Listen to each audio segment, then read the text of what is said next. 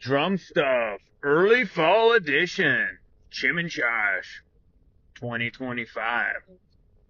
So, Drum Stuff question for you. I'm not promising that I'll actually drum stuff this yet, but it's in that realm of things. So, you mentioned that you're feeling a little more jazzy when you're playing. You kind of getting to know your drums. It's some new stuff, and you're trying to learn how to, I don't know how you said it, speak a new language with these drums or hear what they're telling you and work through that creative process.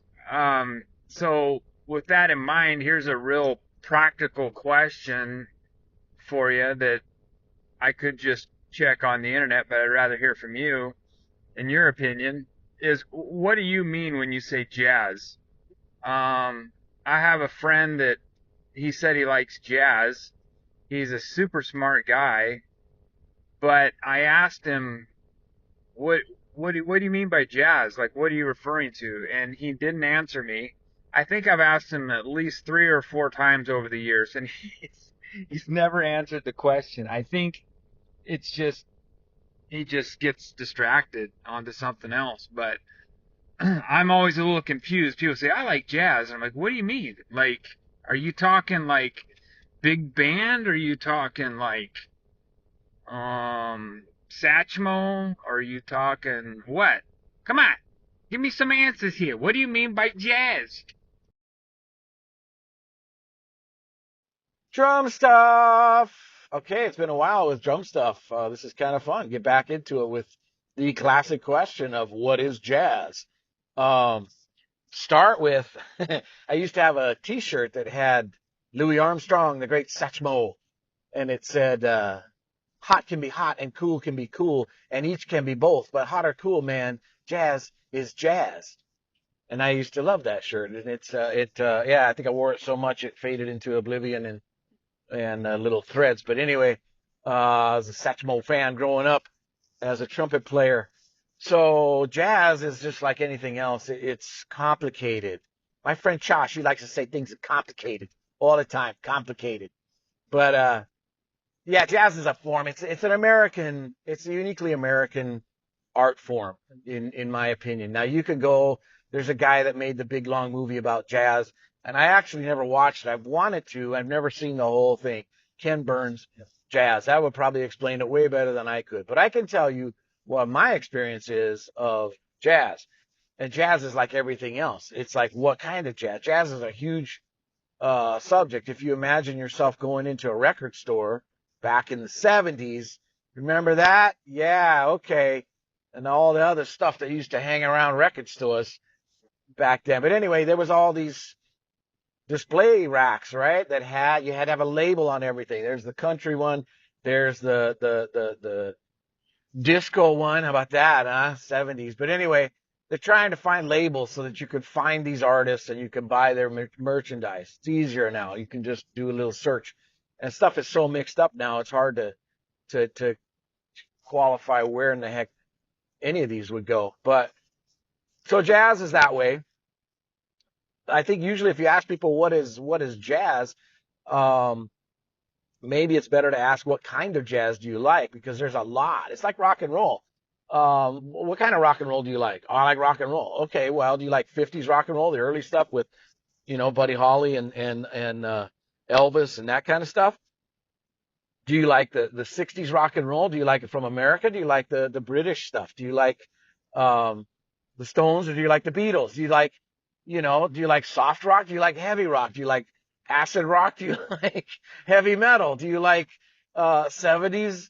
80s music is like that too. Everybody's like, "Oh, I love 80s music." I'm like, "Well, stuff from 1981 is a lot different than stuff from 1989, but that's all 80s, right?"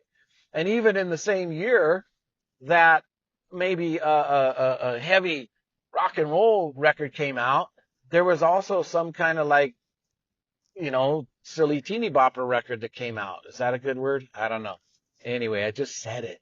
You may have to delete that. If you hear a little thing, that's Josh on the delete button. But anyway, um, so jazz is like that. There's a lot of jazz that I really don't like.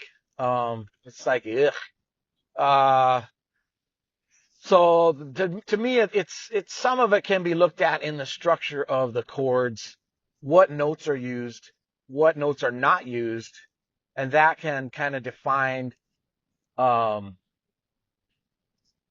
what genre it comes out of. Jazz, you can get big band swing jazz, which has a certain feel to it and a certain composition, and that was kind of invented in the 40s, probably earlier than that a little bit.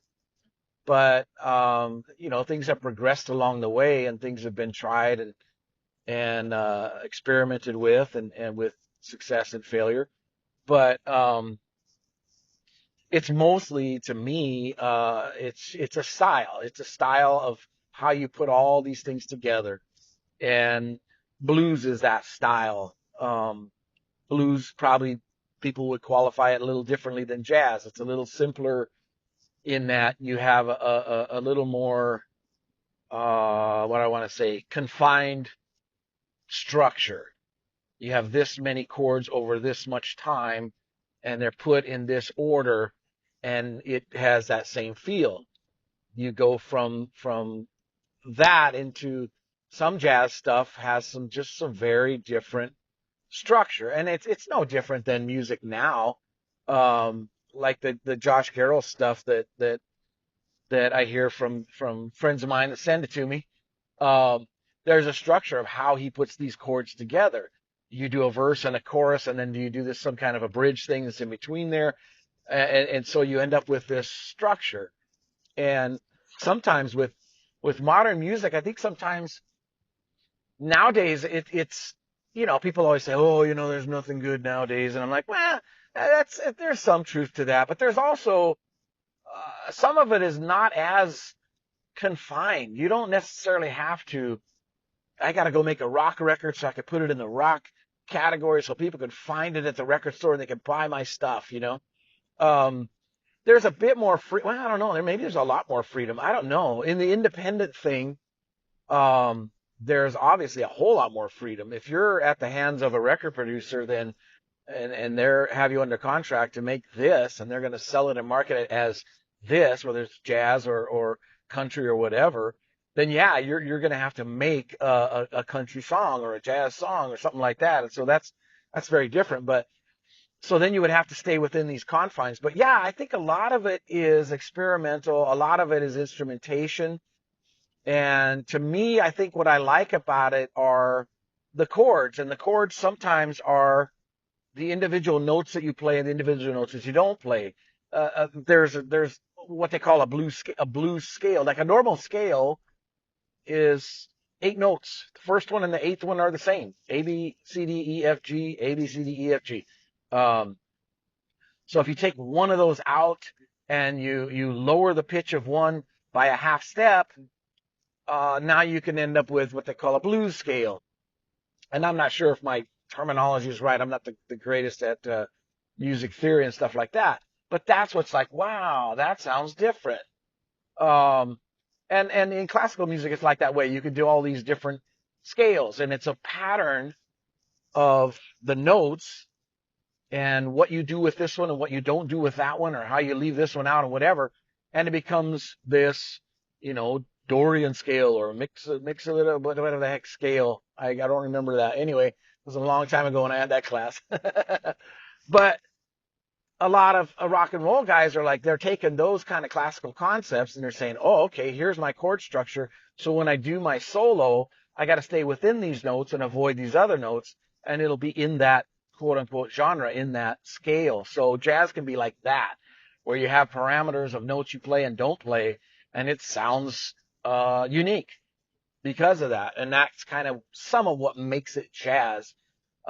Jazz, there's a desire to be a lot of free in your expression in music, and jazz kind of can take it that direction. Um, some can be just super complicated and really get deep into the all of these like little rabbit trails that you could go down and make this music just hyper complicated. And if it's an expression, it's like a conversation that's really using a lot of complex uh, um, terms, a lot of complex subjects, and hoping for people that share that to be able to communicate in that way. And some of that drives me a little crazy with jazz stuff because sometimes it becomes this really arrogant thing where people think that if you listen to jazz, you're somehow elevated above everybody else. And it's like, well, it's a different language. Does that mean you're better than anybody else? Not necessarily. You may have a bigger vocabulary, you may have a different thing, but if you can communicate with people, that's really the point of language, music, all that kind of stuff, I think. So jazz is a different language. And people can, just like with words, they can spin up all kinds of stupid stuff, or they can keep it simple and expressive and everywhere in between. So to me, that's a lot of it. And you learn, just like when you learn another language, you have to learn certain patterns with jazz. So the way and what this came about was because of what I was saying about setting up this whole drum set in a new way. And so I'm going to continue this with that in mind.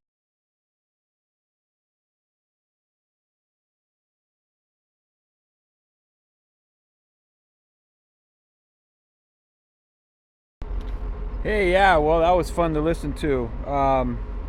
Answered some questions, got some entertainment, like always. Yeah, I love that Satchmo shirt. That'd be a great one to get. And yeah, I guess it helped me realize that I just listen to the good jazz. It's pretty simple. So that makes it real clear for me, and all the other stuff is just, whatever. But no, just kidding. But yeah, lots of different kinds, and super interesting to listen to. And we're going to do this in two. So you're rolling into kind of how this whole conversation we just had is part of your new drum setup. We're going to do that in the second one. Call it like Drum Stuff Update 2025 or something super catchy. And so yeah, this is the end of this one. Thanks for listening. Thanks, Jim. And see you later.